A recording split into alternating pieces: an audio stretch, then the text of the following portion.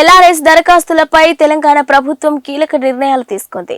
ఇక 2020లో స్వీకరించిన ఎల్ఆర్ఎస్ దరఖాస్తులను మార్చి 31 లోపు క్రమబద్ధీకరణకు అవకాశం ఇవ్వాలని కాంగ్రెస్ ప్రభుత్వం నిర్ణయించింది. లేఅవుట్లు క్రమబద్ధీకరణ చేసుకునేందుకు వీలు కల్పించింది. దాంతో 20 లక్షల మందికి ప్రయోజనం చేకూరనుంది.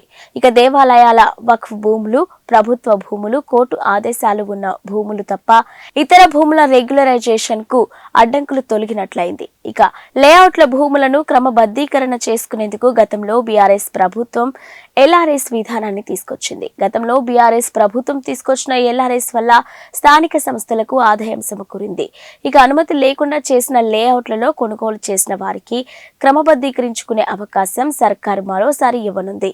ఇక అనధికారాలే లేఅవుట్లలో ప్లాట్లు కొనుగోలు చేసిన వారు ఇల్లు నిర్మాణానికి అనుమతులు రాక అటు అమ్ముకునేందుకు వీలు లేకుండా ఉండేది. ఈ క్రమంలో ఆ లేఅవుట్లలో ఉన్న ప్లాట్లను క్రమబద్ధీకరించడానికి గత ప్రభుత్వం ఎల్ఆర్ఎస్ స్కీమ్ తీసుకొచ్చింది.